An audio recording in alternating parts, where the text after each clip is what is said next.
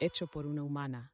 Hola, ¿cómo estás? Esto es FM el Podcast y mi nombre es Eleane y me da mucho gusto que estés aquí conmigo otra vez para tener una conversación sobre algo que nos involucra a los latinos que estamos viviendo en Australia, sobre todo a las mujeres.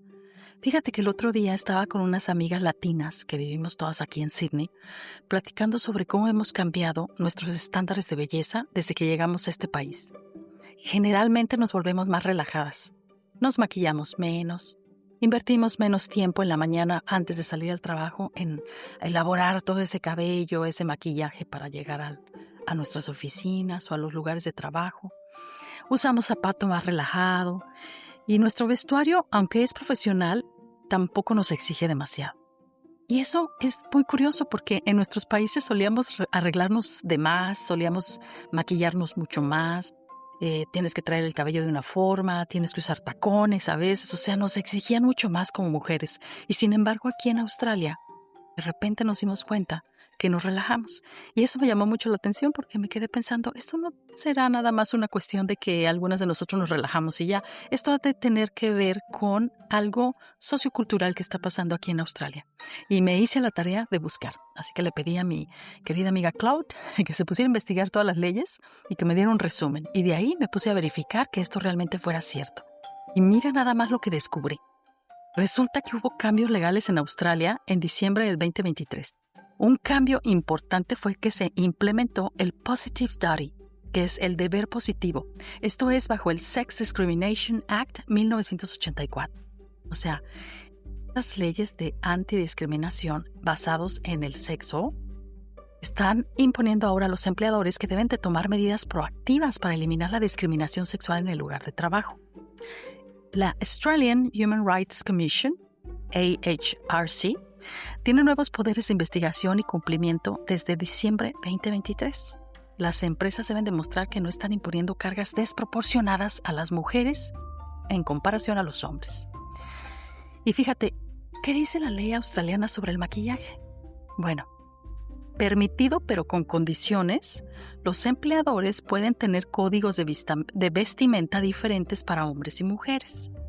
Pueden requerir maquillaje si es un genuine occupational requirement. O sea, esto significa que si eres modelo, actriz, si trabajas en la televisión, pues eso sí va a estar involucrado. Y eso sí lo entiendo. Yo estuve en televisión, también trabajé con modelos y obviamente mucho del trabajo se basa en que tengas que tener diferentes tipos de maquillajes a veces o presentaciones, o sea, se juega mucho con la colorimetría y con las cosas que se usan en la cara, en el cabello y hasta los vestuarios.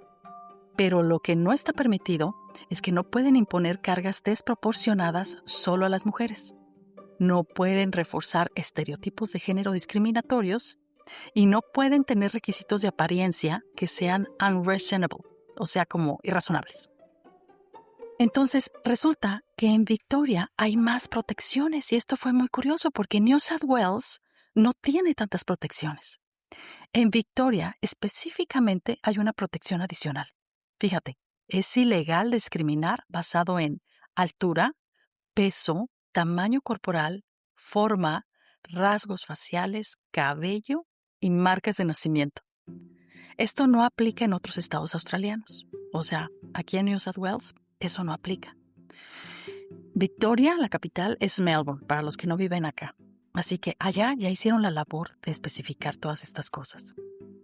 Fíjate, ha habido varios ejemplos que han influido en esto internacionalmente. Aquí estaban hablando sobre, por ejemplo, Virgin Atlantic en 2019 que eliminó el requisito obligatorio de maquillaje para mujeres.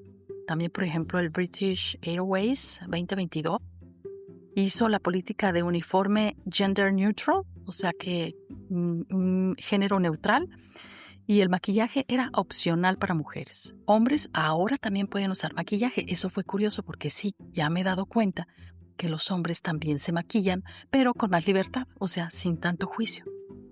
En Japón todavía es legal y común requerir maquillaje a las mujeres, pero hay un movimiento que se llama Q2, una protesta contra tacones altos y maquillajes que están, pues, alegando que quieren tener más libertad. Entonces, todos estos factores internacionales en el que ya se está viendo con muchísimo más fuerza el poder, pues, de las mujeres, tratando de alzar la voz en contra de esta discriminación, ha llegado ya a implementarse poco a poco aquí en Australia.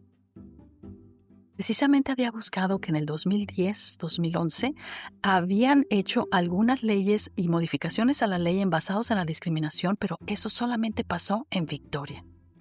Hubo un caso muy famoso, por ejemplo, esto no pasó aquí, fue en Estados Unidos, pero que es citado en estas leyes, el de Harrah's Casino, en donde Jesper Sen contra Harrah's en el 2005, un casino requería que las mujeres tuvieran maquillaje excesivo, medias, uñas pintadas, cabello peinado, o sea, diario. Y los hombres solo tenían que llevar el cabello corto y las uñas limpias. Entonces una empleada de 20 años fue despedida por no usar maquillaje. Este despido fue llevado a la corte. Y de ahí que se empezaron a hacer todas estas modificaciones. Y sobre todo aquí en Australia impactó positivamente con esto que se llama ahora el Positive Duty de 2023. Es muy reciente, pero ahí viene en camino. Entonces, ¿por qué no hay prohibición explícita en Australia? La razón es que Australia nunca tuvo una cultura tan fuerte de requerir maquillaje como en Asia o en Estados Unidos o en otros lugares. También por eso es que en Australia, como yo les digo, son muy relajados. Los cambios han venido de forma evolutiva a través, por ejemplo, del Sex Discrimination Act 1984, que es el original, el Positive Duty Amendments, que es del 2023, Workplace Gender Equality Act del 2012, Fair Work Act del 2009. En lugar de prohibir específicamente no make-up requirements, Australia adoptó por un enfoque más amplio, no a la discriminación sexual, no a cargas desproporcionadas entre géneros. Los empleadores deben de eliminar el acoso proactivamente. O sea, esto no es algo de que cuando pase lo ataquen, sino que proactivamente deben de eliminar el acoso sexual en el trabajo. ¿Y esto qué significa? Bueno, pues que en Australia puedes cuestionar cuando un empleador te pide algo así. Los hombres no tienen requisitos equivalentes al grooming, a su arreglo personal, pero el costo y tiempo que en una mujer, la carga de costo y tiempo desproporcionada para que nos veamos de cierta manera, pues sí debe de cuestionarse.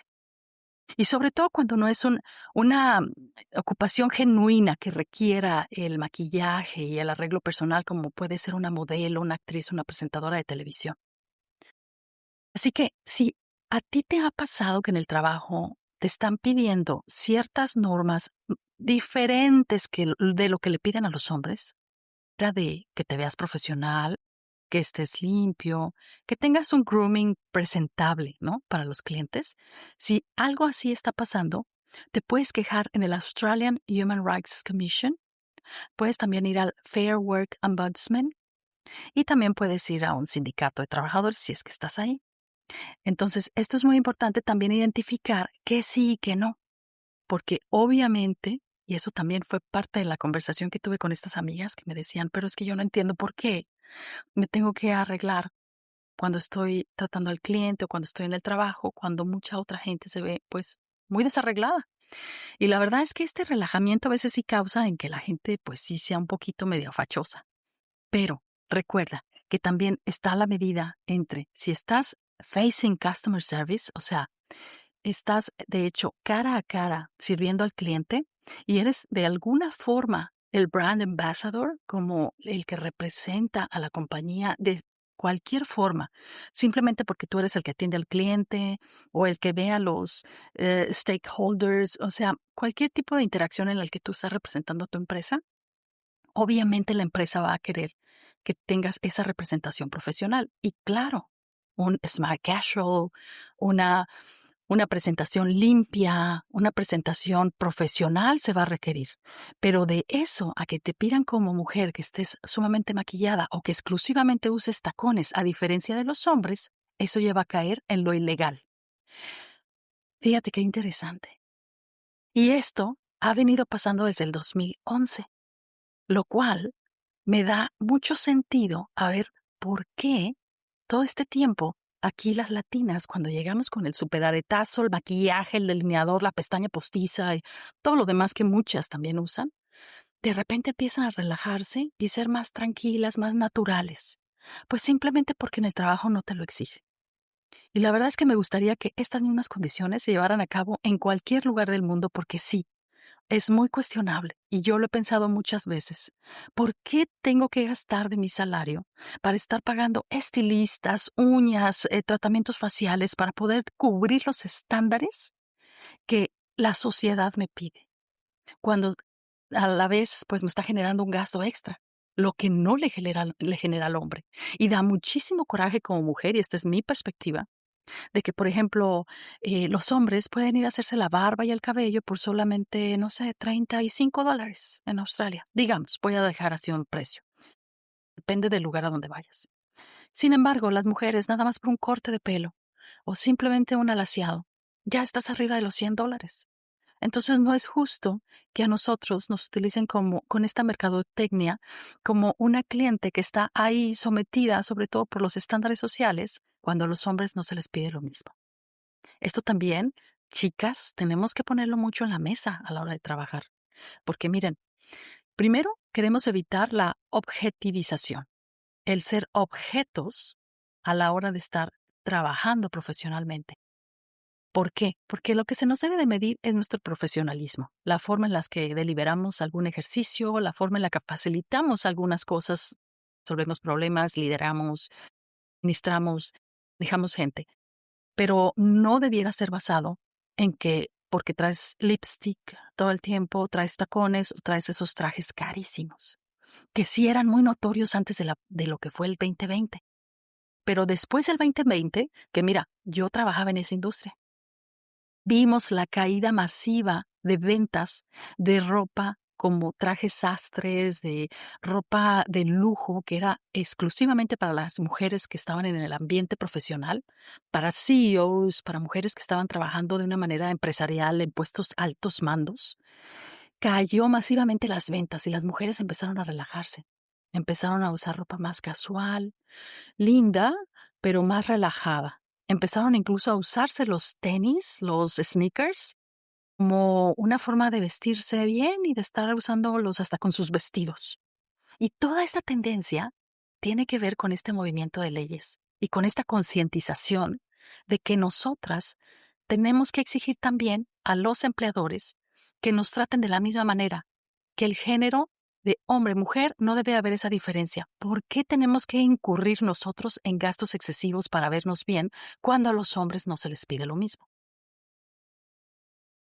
Una buena pregunta, ¿verdad? Y un buen cuestionamiento que nos podemos hacer. Te voy a dejar más de estos detalles y ejemplos que encontré porque la verdad es que es un tema extensísimo al cual yo nada más quería contarte que sería muy bueno que te pusieras a investigar más de esto. A lo mejor lo puedes implementar en tu compañía. Quizás puedas traer algunos de estos temas a la mesa. ¿Te acuerdas? Cuando tienes que traer en el costo del silencio, te platiqué de los ejercicios y tu input que puedes traer a la mesa. A lo mejor algunos de estos temas serían pues muy buenos para poder ejercer voz y sobre todo ese cambio que queremos ver no solo para nosotros, sino también para nuestras hijas, para que vivan en un mundo más equitativo, para que tengan las mismas oportunidades. Bueno, pues te dejo con esta información y te voy a dejar en el blog y aquí en el link de este episodio vas a poder encontrar más información, recursos y datos que encontré que si te interesa, pues puedes también darle tu seguimiento. Nos vemos la próxima semana y recuerda que tengo episodios de entrevistas en YouTube y que también estoy presente en todas las plataformas de podcast. Me encanta que me escribas, me encanta estar en contacto contigo. Viene muchísima gente más interesantísima que están haciéndome el favor de colaborar conmigo en este proyecto. Así que nos escuchamos la próxima semana. Que tengas una excelente semana.